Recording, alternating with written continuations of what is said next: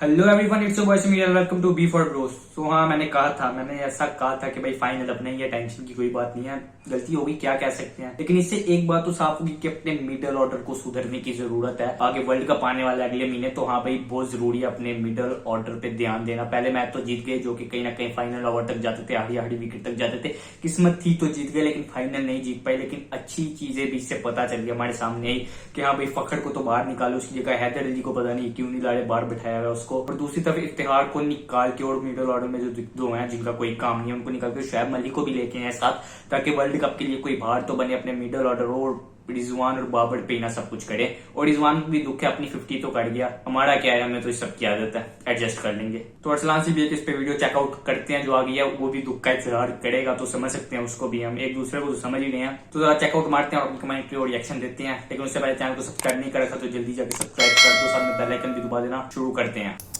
Fridge में पड़ी हुई ठंडी क्रिकेट जो होती है वो वाली क्रिकेट हमने के लिए पता नहीं कौन से किस किस्म का हमारा इंटेंट होता है। मिडल ऑर्डर तो हमारा है ही नहीं। मिडल ऑर्डर तो मैं कहता हूँ कि बगैर नाड़े की शलवार है जो कि ऊपर खड़ी नहीं रह सकती, वो नीचे टखनों में ही गिर रही, तो उससे तो कोई उम्मीद नहीं थी। लेकिन टॉप ऑर्डर जिस किस्म की क्रिकेट खेल रहा है इसकी भी बिल्कुल उम्मीद नहीं थी। पता नहीं किस किस्म के इंटेंट के साथ हम लोग गए।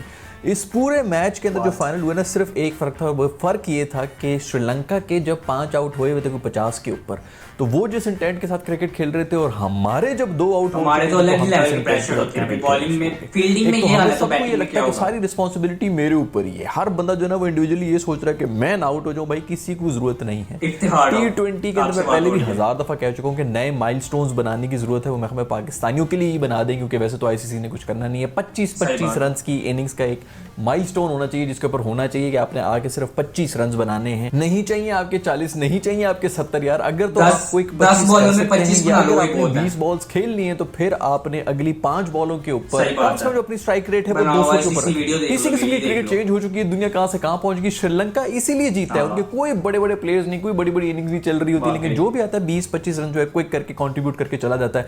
आपको पता भी नहीं चलता कि स्कोर कहां से कहां पहुंचा होता है। वही जो टुक टुक वाली क्रिकेट मिसबा बेचारा खेला करता था और उसको इतनी गालियां पड़ती थी, वो अब हमने शुरू कर दी है। प्रॉब्लम सिर्फ ये कि मिसबा मासूम वो करता था ओडीआई के अंदर, हमने T20 के अंदर उसको अपना लिया। जब हम हार गए थे श्रीलंका से तो बड़ी बड़ी बातें कर रहे थे ये तो फुल ड्रेस रिहर्सल थी, ये तो वार्म अप मैच था, असली मैच जो है वो फाइनल में दिखाएंगे, अपने असली रूप दिखाएंगे। असली रूप दिखाए श्रीलंका ने दिखाया फाइनल के अंदर, उससे डबल खतरनाक होके आए हैं। मुझे तो रह के जो तब चढ़ी हुई ना, वो उस बांग्लादेशी जो कोच है ना उसके ऊपर पड़ी हुई है। भाई यार तूने किससे पंगा ले लिया यार? आराम से वो अफगानिस्तान से हारे हुए थे, बांग्लादेश से भी हार के आउट होने वाले थे, तुमने जाके जो उनकी इज्जत के ऊपर बात कर दी कि इनमें से कोई वर्ल्ड क्लास नहीं, उन्होंने सबके मुंह के ऊपर चपेड़े मार दी हैं। गेम ही सारी मोमेंटम की होती है यार। T20 के अंदर हमने पहला ओवर जो है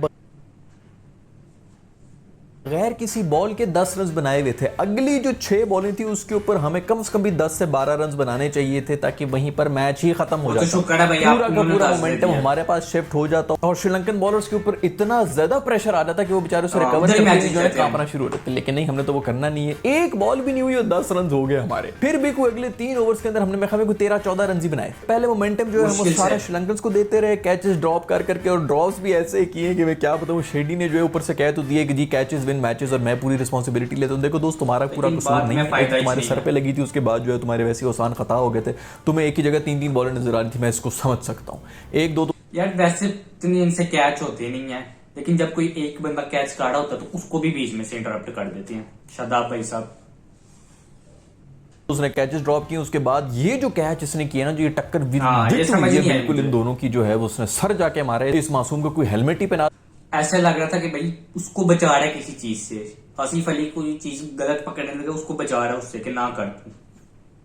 तो यार बेचारा हर जगह पे अपना सर मार रहा है। यार देखो, हमारी भी प्लेयर्स को ना सिर्फ और सिर्फ 2 चीजें ही समझ आती हैं, या तो ये कि दोनों प्लेयर्स जो है वो बैठे हुए हैं और बीच में बॉल गिर रही होती है, या फिर उनको ये समझ आ गई है कि दोनों ने एक साथ ही लपकना है बॉल के ऊपर। यार कोई कॉल शॉट वाला कोई चक्कर ही नहीं है, सीधा कैच है भाई आसिफ का, तू बीच में जा क्यों रहा है? तूने जरूर हीरो बनना है कि मैं डाई मार के, वैसे भी सही नहीं होना था, इसने सिर्फ रोकना था और इसके ऊपर तालियां बजवानी थी कि यार क्या जबरदस्त effort, full marks for the effort. खैर इंटरनेट पे ये पिक्चर भी बड़ी वायरल हो रही थी जिसके अंदर मुगलिया दौर के जो हमारे प्लेयर्स थे उनसे भी कैच जो है वो ड्रॉप हो रहे थे। ऊपर से इस बार तो हमने जो है वो टक्करे मार मार के लोगों के हाथों में जो बॉलें आई हुई उनको भी उछलवा के छक्के करवा दिए। बिल्कुल वो जिस तरह इंडियन ड्रामों में होता था ना कि हल्की सी टक्कर हो जाती थी तो ज्यादा ड्रामेटिक करने के लिए यूं उछाल के चीजें फेंक रहे होते हैं, ऐसे छक्के दिए। खैर वो ब्रेक फेल हुई हुई गाड़ी की तरह जब आसिफ अली के अंदर विच हो गया ना तो उसके बाद ये इसको पता चल गया कि उसने कैच जो है मिस करा दी, तो ग्राउंड के ऊपर ही लेट गया, कुछ 1.5 घंटा वहां पे लेटा रहा ताकि लोगों की सिंपैथीज भी ले ले मेरा दोस्त। और हुआ ये कि टेम्पो भी तोड़ने की इसने कोशिश की। मेरे ख्याल में इंडिया ने हम पे ऊपर इल्जाम भी लगा दिया कि ये जो बार बार क्रैम्प्स के बहाने जमीन पे लेट रहे थे तो हमारा टेम्पो जो है हमारा मोमेंटम ही नहीं बन रहा था, हमारे बैट्समैन का जो है वो दिमागी तवाज़ुन जो है बिल्कुल ठीक नहीं था, इसी वजह से हम मैच हार गए क्योंकि इनके क्रैम्प्स ही नहीं खत्म हो रहे थे। तो वेल डन मिस्टर शदाब। खैर रिजवान भाई आपने क्या है कि बेहतरीन किस्म की इनिंग्स खेली है यार। T20 के अंदर अगर आप 40-50 बॉल्स खेल रहे हैं तो बस आप ही से पूछा जाएगा कि सारी बॉल्स तो आपने खेलनी है तो फिर तो आप चेस कर रहे होते, कोई 110 120 का टारगेट होता तो फिर भी कोई बात है। अगर टीम हार गई तो फिर सारा का सारा क्वेश्चन आप ही से होना चाहिए कि भाई आपने ये क्या इनिंग्स खेली, आपने तो रिजवान यही समझ रहा होगा कि भाई मेरे पे ये सारी जिम्मेदारी अपने आप को हीरो समझ रहा होगा, इसलिए उसने सब किया, तो एडजस्टेबल उसके लिए होगा, अपनी तरफ से वो अपने आप में हीरो ही बना होगा। सारी बॉल्स भी खा ली। हमारे बैट्समैन को यह समझने की जरूरत है कि मेरी दोस्त मौत और अच्छी बॉल कभी भी पड़ सकती है, आप कभी भी आउट हो सकते हैं, तो जो है वो इसी बॉल के ऊपर है भाई, ये इस तरह नहीं चलने लगा। T20 आगे वर्ल्ड कप आ रहा है। मुझे तो रह के इस बंदे की फिक्र हो रही है जिसने वो पिछले किसी मैच के अंदर रिजवान ने जब बड़ी बेहतरीन किस्म की परफॉर्मेंस दे दी थी तो ये ऐलान कर दिया सब। खुशी है किस बात की? बहुत खुशी है रिजवान को, ये क्या लेना जो रिजवान को मैं अपनी फूफी का रिश्ता रिजवान को देता हूं। और जी भाई को मेरा ख्याल में वो ये चाह रहे थे कि यार विकेट किसी तरह बचाओ, सेकंड इनिंग्स में आके हम लोग कुछ कर लेंगे। पिच उनको समझ तभी आई जिस बॉल पे वो आउट हो गए। अच्छा ये शॉट नहीं खेली। इफ्तिखार अंकल ने बड़ी बेहतरीन किस्म की इनिंग्स खेली थी, वो आउट भी हो चुके थे और खुशकिस्मती कहूं कि मैं बदकिस्मती कहूं कि किसी ने अपील ही नहीं की। बाद में मेरा दोस्त मुझे बता रहा था, वो ये कहता कि भाई इन्होंने लंकन ने जानबूझ के इस किस्म की हरकत की कि उन्होंने अपील ही नहीं की। भाई श्रीलंका से ये शिकायत था मुझे कि यार अपील कर देते, इससे आउट करवा के भेज देते, लेकिन चलो उनका भी इसमें फायदा था, इफ्तिखार साहब अगर पिच पे खड़े रहेंगे तो श्रीलंका का फायदा था, तो अपनी तरफ से चाहिए किया। उनको पता था कि इसको आउट करने में हमारे नुकसान है, इसको क्रीज पे रहने दो, इसने रन रेट को वो ऊपर लेके चले और वही हो रहा है। फिर कहूंगा यार कि 25 रन की इनिंग्स होती है T20 के अंदर, या तो बनाओ या फिर जाओ, ठीक है आउट हो गए कोई बात नहीं, अगला आ जाए जब तक। और करते क्यों है भाई कि जी विकेट जो है वो हमारे हाथ में होनी चाहिए, हम ऑल आउट ना हो जाएं। और अल्लाह की कसम 3 दफा ऑल आउट हुए हैं हम इस टूर्नामेंट के अंदर, चौथी दफा भी होने वाले थे जिसके ऊपर 9 आउट थे, जो कि हमने मैच हार जाना था। मैं पिछली वीडियो में भी कह रहा हूँ कि उसको भी ऑल आउट ही कंसीडर करें। एंड में आके जो 2 छक्के लग गए, अगर वो 2 बॉलों के ऊपर वो 2 छक्के ना वो खैराती किस्म की विकेट होती है। वैसी टेल एंडर्स बेचारे फास्ट बॉलर्स, आप क्या उम्मीद करेंगे कि वो विकेट भी बचाएंगे और छक्के भी मारेंगे। खैर 4 मैचेस में तकरीबन हम ऑल आउट हो चुके हैं, ये बहुत ही बड़ी अलार्मिंग किस्म की चीज है। मैं पहले भी पेट रहा था और मैं इसी चीज के ऊपर पेट रहा था कि भाई प्रॉब्लम तब होती है जब ऐसी परफॉर्मेंस के बाद आप जीत जाएं, तो इस किस्म की जितनी भी चीजें होती है ना वो कारपेट के नीचे चली जाती है। लेकिन ये अलार्मिंग था, हमें बहुत बड़े मसले हो रहे हैं, हम 3 दफा ऑल आउट हो रहे हैं T20 के अंदर। ये कोई मिडिल ऑर्डर ही नहीं है यार, किस किस्म के प्लेयर्स हमने रख लिए। ठीक है इंडिविजुअली वो कुछ ना कुछ कर सकते हैं, लेकिन इन सबका मुरक्कब जो बना के आपने अचार बना के रखा हुआ है ये बिल्कुल भी काम नहीं करता। इससे बेहतर है यार आजम खान को ले आओ, वो हिट भी मार लेगा, वो रोटेट भी कर लेता है, या और कोई नहीं तो कम से कम एक इंटेंट के साथ आएगा, और अगर वो नहीं कर सक रहा होगा तो आउट होके चला जाएगा, अगले किसी को आने देगा कि यार तू आ जा। लेकिन मैं अपना एक पॉइंट रखना चाहता हूँ कि हाँ भाई और कोई नहीं तो उमड़ अकमल को ही ले आओ। चलो करना का स्कोर कर देगा, आउट भी होना होगा तो पहले ही हो जाएगा, ज्यादा लटकाएगा नहीं मामले को, उसको ले आओ। स्कोर करना होगा तो ज्यादा ही कर देगा, या बॉले कम खेलेगा, कम भी स्कोर करेगा तो बॉले ज्यादा वेस्ट नहीं करेगा, आउट हो जाएगा जल्दी। तो इन सब को खिलाना तो फिर अपने हीरो पाकिस्तानी उमड़ अकमल को ही ले आओ।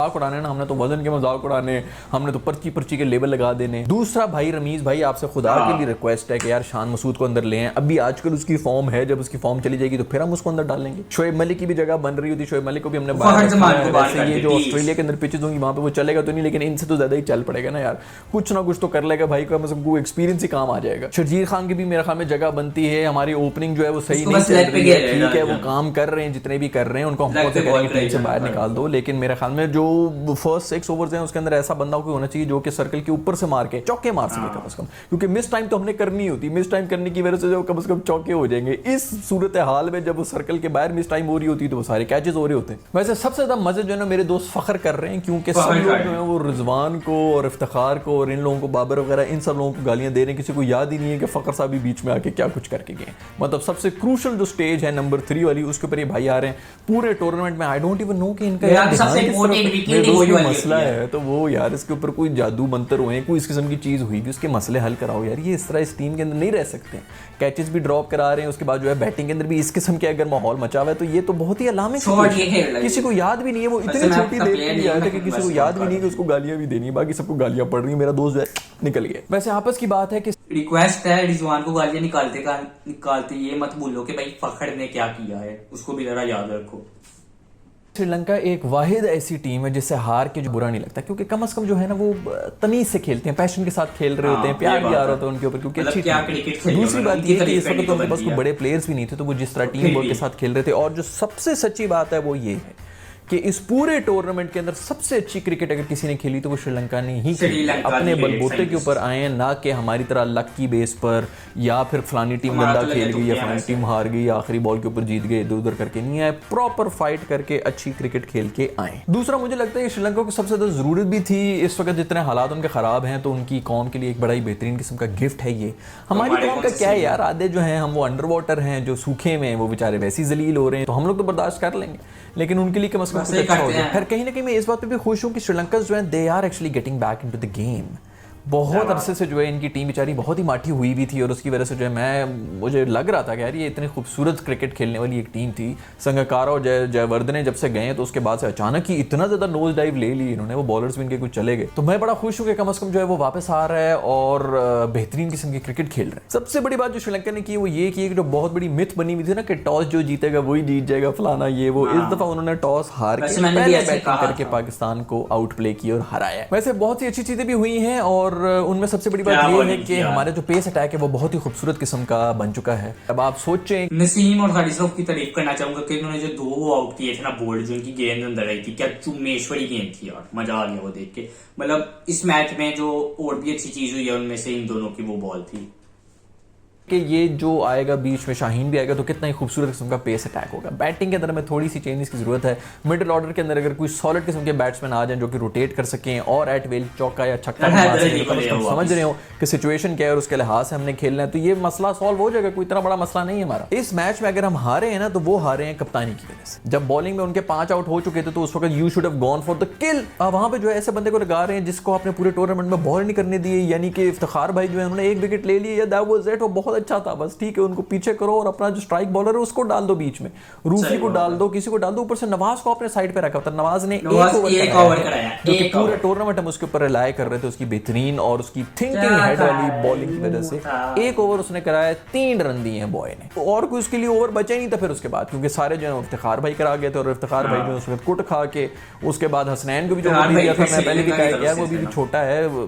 ठीक है सही है, पेस निकाल रहा था ऑल दैट, बट वहां पर आपको हारिस रूफ को या फिर नसीम शाह को ओवर देना चाहिए था। यही थोड़ी एग्रेसिव कप्तानी होती है जो कि करनी पड़ती है। खैर वो ये जो खातून है उर्वशी हैं, ये इनके बारे में नसीम शाह ने कह दिया कि भाई मैं तो इनको जानता भी नहीं हूँ, पता नहीं कौन है, और मैं भी ये कह रहा हूँ कि मैं इनको वाकई नहीं जानता हूँ कि ये कौन है यार, पता नहीं क्या वो पीछे ही पड़ गई। और अब जो है उनका भी कोई बयान आ गया सुना है जिसके अंदर वो ये कह रही हैं कि मैंने जो है वो अपडेट कर दिया था इसके बाद। हो भी सकता है कि ये सच भी हो, लेकिन यार बीबी तू क्यों अपनी बेइज्जती करा रही है यार। ऊपर से सुना है कि ये पता नहीं उसको फॉलो भी कर रही थी पहले इंस्टाग्राम के ऊपर, अब उन्होंने अनफॉलो भी कर दिया फौरन से, तो लगता है ये भी टीम ही जो है दोस्तों ओवरऑल एक बड़ी जबरदस्त का टूर्नामेंट हुआ है। बहुत ही मजे के मैचेस हुए थे, कुछ मैचेस तो बहुत ही लास्ट मोमेंट पे जो है वो जज्बाती हो गए थे और बड़ा मजा आया इस पूरे टूर। इंग्लैंड और साउथ अफ्रीका के टेस्ट हो रहे, लेकिन दुनिया को पता ही नहीं, अब जाके थोड़ा बहुत पता लगना शुरू है, क्योंकि ये जो टूर्नामेंट उसकी हाइप कम हो गई थी आखिरी कुछ दिनों के अंदर।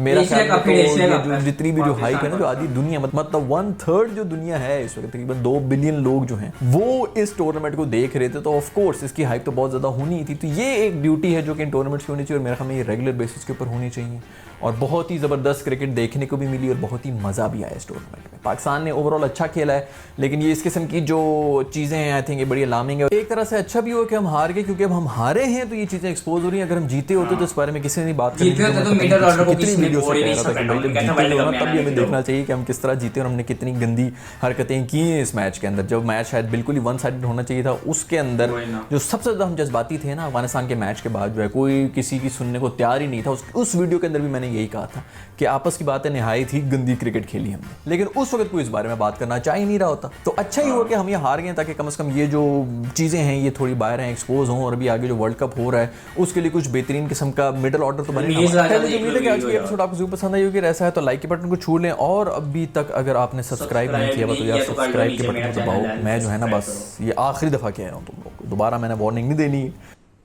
भाई। वीडियो देखी और इसमें एक चीज जो थी वो बहुत ही जबरदस्त तरीके से कही गई है। यहाँ भी अच्छा हुआ है कि हम ये मैच हार गए, क्योंकि अगर ये मैच हम जीत जाते तो कैसे भी जीत जाते, मुश्किल से भी जीत जाते, तो किसी ने इस चीज के बारे में बात नहीं करी कि अपना मिडल ऑर्डर किस कदर वाहियात हुआ है, किस कदर बकवास हुआ है, किसी ने किसी की नहीं सुनी। उन्होंने कहना वर्ल्ड कप चैंपियन नहीं खिलाओ। भाई आपका नॉलेज तो कमाल का, बहुत जबरदस्त टीम है, ये वर्ल्ड कप लेके आएगी वापस। उन्होंने यही कहा था कि किसी ने किसी की नहीं सुनी, ये सही बात किया। ये बात भी बहुत अच्छी लगी कि श्रीलंका ने जिस तरह से खेला है, मतलब सबसे बेस्ट क्रिकेट हुई है। उनके प्लेयर्स एकदम चुम्मेश्वरी आए हैं, खेला, कोई टेंशन नहीं ली, पाकिस्तान को उड़ाया और चले गए। मतलब कोई मैच में ऐसी हरकत नहीं हुई जो कि बाकी मैचेस में होती है, जैसे कि अफगानिस्तान के साथ हुई। बहुत ही जबरदस्त क्रिकेट खेली। बाकी अपना थोड़ा इस चीज पे ध्यान दें, पाकिस्तानी टीम जिसकी इनको बहुत ज्यादा जरूरत है, बहुत एक्स्ट्रा जरूरत है, और फिर देखते हैं क्या होता है। और ये चेंजिंग करे, हैदर अली को अंदर लाए, फखर का कोई इंतजाम करें, शुएब मलिक को अंदर लाए, इफ्तिखार को भी थोड़ा साइड पे कर दें, तो फिर देख सकते हैं हम कि क्या होगा क्या नहीं। और जिस तरह से मोहम्मद नवाज को भी वेस्ट किया वो मुझे बहुत बुरा लगा कि सिर्फ एक ओवर इससे कराया, जबकि उसी की सबसे ज्यादा जरूरत थी इन लोगों को।